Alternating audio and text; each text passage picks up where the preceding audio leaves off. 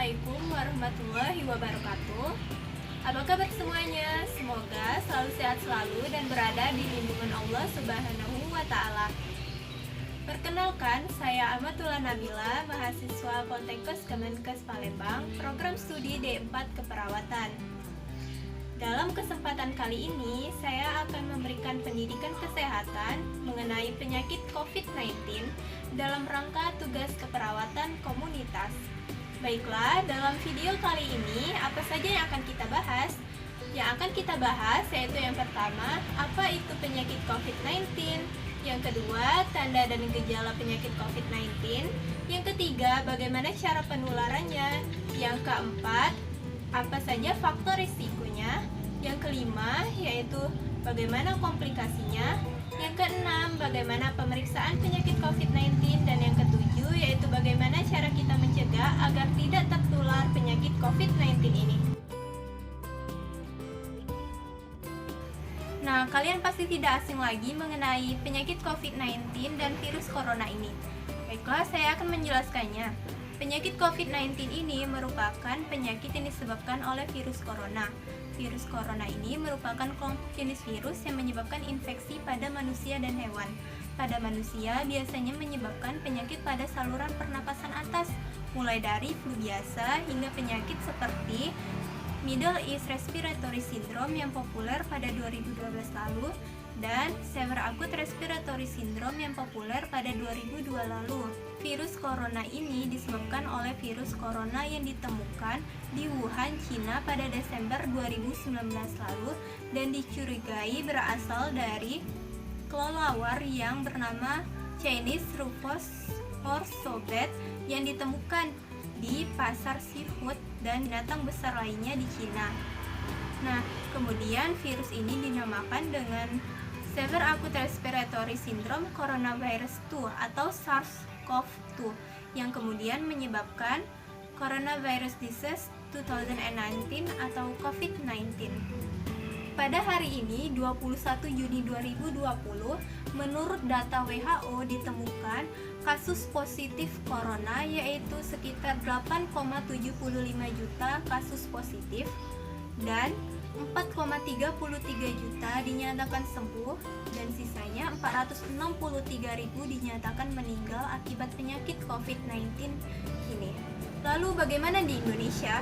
Di Indonesia menurut data Kementerian Kesehatan Republik Indonesia per 21 Juni 2020 ditemukan sekitar 24.000 kasus positif penyakit COVID-19, 17.000 dinyatakan sembuh dan 2.000 lainnya dinyatakan meninggal dunia akibat penyakit ini. Lalu timbul pertanyaan, bagaimana tanda dan gejala dari penyakit COVID-19 ini? Nah, penyakit COVID-19 ini memiliki masa inkubasi dari 2 sampai 14 hari. Orang yang memiliki penyakit COVID-19 ini bisa saja tidak menunjukkan gejala, yang dimana walaupun dia tidak menunjukkan gejala, tetapi dia bisa menularkan virus ke orang lain sehingga orang menjadi terpapar virus. Adapun tanda dan gejala dari penyakit COVID-19 ini, yang pertama yaitu bisa menyerang sistem saluran pernafasan atas, mulai dari batuk, pilek, bersin, sakit tenggorokan, dan demam biasa yang bisa sembuh beberapa hari. Lalu, bagi orang yang memiliki sistem imun yang lemah bisa saja menyebabkan gangguan pada saluran pernafasan bawah seperti sesak napas dan demam tinggi sekitar lebih dari sama dengan 38 derajat Celcius.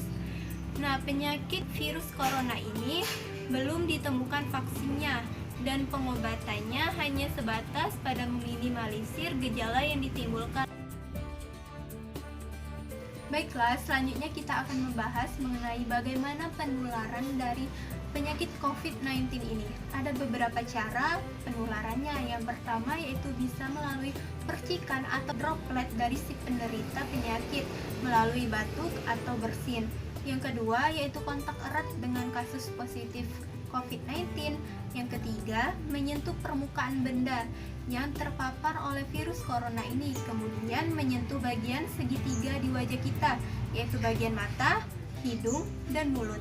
Selanjutnya, timbul pertanyaan, apakah ibu hamil yang positif COVID-19 bisa menularkan virus ke bayinya? Menurut data penelitian, dilakukannya pemeriksaan virologi pada cairan amnion, darah tali pusat, dan air susu ibu dinyatakan negatif bahwa ibu yang positif COVID-19 tidak bisa menularkan virus kepada bayinya. Transmisi vertikal ini mungkin saja bisa terjadi, akan tetapi dengan peluang yang kecil. Lalu, bagaimana dengan transmisi fekal oral? Menurut data penelitian, transmisi fekal oral ini bisa saja terjadi, namun jarang terjadi. Untuk kelompok yang rentan terhadap paparan dari penyakit COVID-19 ini, yang pertama yaitu seseorang yang berpergian ke daerah di mana COVID-19 itu bersirkulasi atau saat ini zona merah. Yang kedua yaitu seseorang yang kontak erat dengan kasus positif COVID-19. Yang ketiga, seseorang yang sudah tua dan memiliki penyakit bawaan seperti asma, diabetes mellitus, hipertensi, dan penyakit jantung rentan terhadap tertularnya penyakit COVID-19 ini karena sistem imun mereka yang sudah lemah. Dan yang terakhir yaitu seseorang yang menderita penyakit COVID-19 dan memiliki riwayat pernapasan dapat menunjukkan manifestasi klinis yang lebih parah dari sebelumnya. Di Indonesia dikenal beberapa istilah untuk tingkatan kelompok yang harus dipantau seperti OTG atau orang tanpa gejala. Yang kedua yaitu ODP, orang dalam pemantauan. Yang ketiga PDP atau pasien dalam pemantauan. Dan yang terakhir yaitu kasus konfirmasi. Berikut videonya. OTG, ODP, PDP, kasus konfirmasi. Apaan sih bedanya? Yuk kenali perbedaannya. OTG, orang yang tidak ada gejala dan memiliki resiko tertular dari orang konfirmasi COVID-19. ODP, orang yang mengalami pilek, sakit tenggorokan dan batuk, serta pada 14 hari terakhir sebelumnya pernah berada di daerah terjangkit virus corona atau kontak dengan kasus konfirmasi COVID-19. PDP, orang yang mengalami sesak nafas atau pneumonia, demam di atas 38 derajat disertai batuk, sakit tenggorokan dan pilek, serta pernah berada di daerah terjangkit virus corona atau kontak dengan kasus konfirmasi COVID-19. Kasus konfirmasi, pasien yang terinfeksi COVID-19 dengan hasil pemeriksaan tes positif melalui pemeriksaan PCR. Seorang yang menderita penyakit COVID-19 ini bisa saja menunjukkan gejala yang lebih berat. Bahkan ada beberapa yang menunjukkan komplikasi yang sangat serius seperti pneumonia, sindrom pernapasan akut, gagal ginjal, gagal jantung, dan bahkan kematian. Di Indonesia, seseorang dinyatakan positif COVID-19 dilakukan dengan 2 pemeriksaan. Yang pertama bisa melalui rapid test dan yang kedua yaitu swab test. Rapid test yaitu dengan cara mengambil spesimen darah lalu dilihat kadar imunoglobin dan biasanya tes ini bisa keluar hasilnya dalam 15-20 menit saja. Lalu tes swab yaitu dengan cara mengambil lendir atau dahak melalui lubang hidung dan dicek di laboratorium dan biasanya hasilnya keluar dalam minimal 24 jam saja. Untuk protokol kesehatan pemeriksaan penyakit COVID-19 ini menurut Kementerian Kesehatan Republik Indonesia sudah diatur di dalam protokol kesehatan pemeriksaan COVID-19. Berikut penjelasan videonya. Informasi tentang virus corona yang begitu berlimpah bisa jadi malah membingungkan. Maka dari itu, kita memerlukan protokol kesehatan yang alurnya jelas, sederhana, dan mudah dipahami.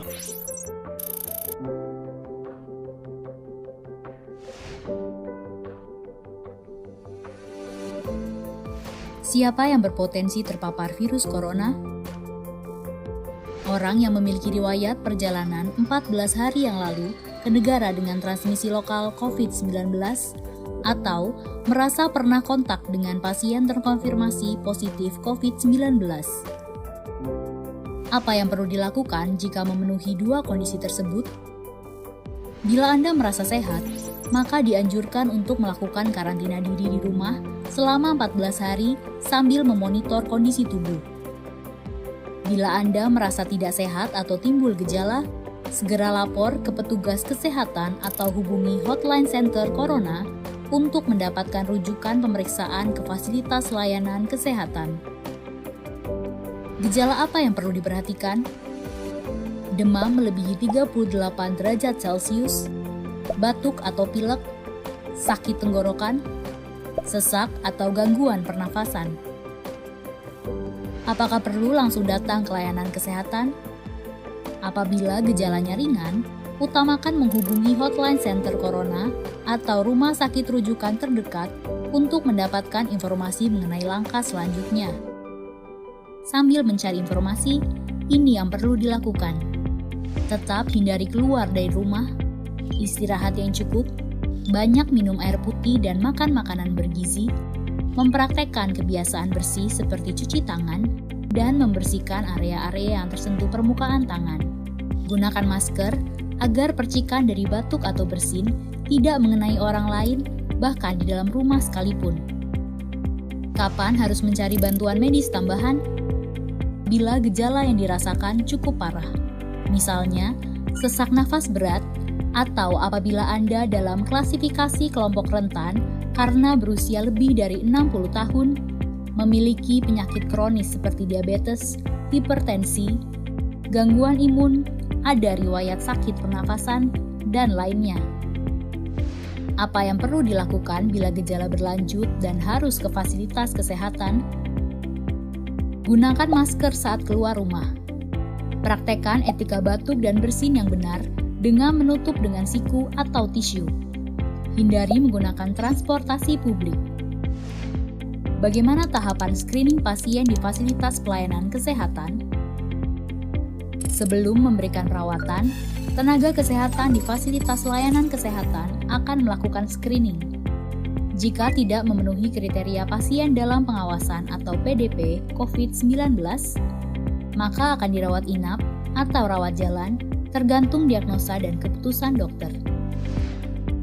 Jika memenuhi kriteria pasien dalam pengawasan COVID-19, maka akan dirujuk ke salah satu rumah sakit rujukan, didampingi oleh tenaga kesehatan yang menggunakan alat pelindung diri atau APD. Di rumah sakit rujukan, spesimen pasien diambil untuk pemeriksaan lab dan pasien akan ditempatkan di ruang isolasi. Spesimen dikirim ke Badan Penelitian dan Pengembangan Kesehatan atau Balitbangkes di Jakarta. Hasil pemeriksaan pertama akan keluar dalam 24 jam. Jika hasilnya negatif, pasien akan dirawat sesuai dengan penyebab penyakit. Jika positif, maka pasien akan dinyatakan sebagai penderita COVID-19, diambil sampel setiap hari, dan baru akan keluar dari ruang isolasi jika pemeriksaan sampel 2 kali berturut-turut hasilnya negatif. Seperti pepatah mengatakan bahwa lebih baik mencegah daripada mengobati. Begitu juga sama dengan penyakit COVID-19 ini. Lebih baik mencegah agar tidak tertular dari penyakit COVID-19 ini. Berikut beberapa yang dapat dilakukan untuk mencegah tertularnya penyakit COVID-19 ini. Yang pertama yaitu mencuci tangan dengan baik dan benar. Berikut videonya. 6 langkah cuci tangan. Basahi kedua tangan terlebih dahulu dan gunakan sabun secukupnya. Ratakan sabun dengan menggosok kedua telapak tangan. Gosok kedua punggung tangan secara bergantian. Gosok sela-sela jari tangan. Gosok bagian dalam jari dengan posisi jari tangan saling mengunci. Gosok dan putar ibu jari bergantian. Gosok memutar ujung jari tangan secara bergantian. Bilas dengan air mengalir. Keringkan dengan tisu atau handuk. Kemudian matikan keran dengan tisu atau handuk yang sudah digunakan. Lakukan langkah-langkah mencuci tangan selama 40-60 detik jika menggunakan air dan 20 hingga 30 detik jika menggunakan hand sanitizer. Yang kedua, yaitu jika Anda batuk atau bersin, lakukanlah etika batuk dan bersin dengan benar. Berikut videonya. Tahukah Anda bahwa saat ini Anda berpotensi menyebarkan ribuan hingga jutaan kuman ke udara? Anda dapat mencegahnya dengan mengikuti etika batuk yang benar berikut ini. Saat Anda batuk atau bersin, selalu gunakan tisu atau sapu tangan untuk menutup mulut dan hidung. Jika tidak ada tisu atau sapu tangan, gunakan lengan bagian dalam, bukan telapak tangan. Gunakan masker yang menutup hidung dan mulut selama Anda batuk dan bersin. Buanglah tisu setelah digunakan ke dalam tempat sampah. Cuci tangan Anda segera dengan air mengalir dan sabun atau bersihkan dengan alkohol hand rub. Jangan membuang ludah atau dahak di sembarang tempat. Dengan menjalankan etika batuk ini, maka kamu ikut membantu untuk mengendalikan infeksi di sekitar kita. Selanjutnya yaitu hindari untuk menyentuh bagian segitiga di wajah sebelum Anda mencuci tangan. Segitiga wajah yang dimaksud yaitu bagian mata, hidung, dan mulut.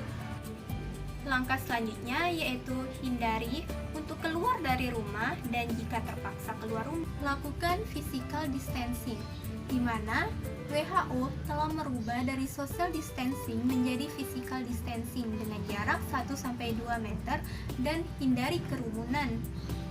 Selanjutnya, jika Anda berpergian keluar rumah, maka jangan lupa untuk gunakan masker. Berikut pemakaian masker yang baik dan benar.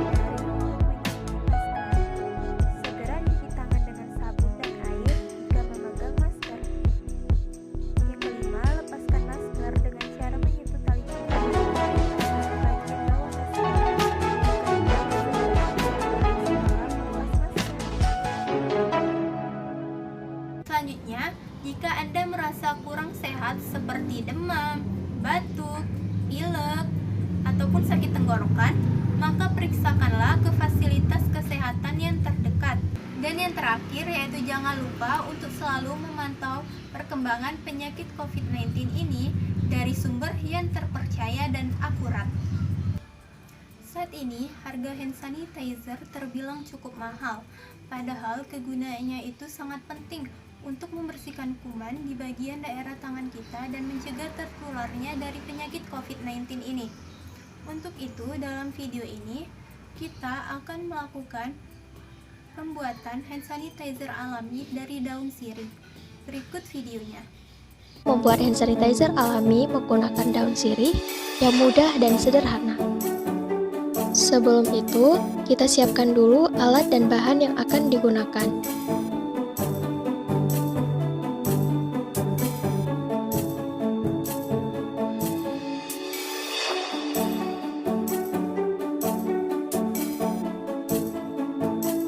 Untuk membuat hand sanitizer dari bahan alami dan sederhana dapat dilakukan dengan cara pertama, disiapkan daun sirih.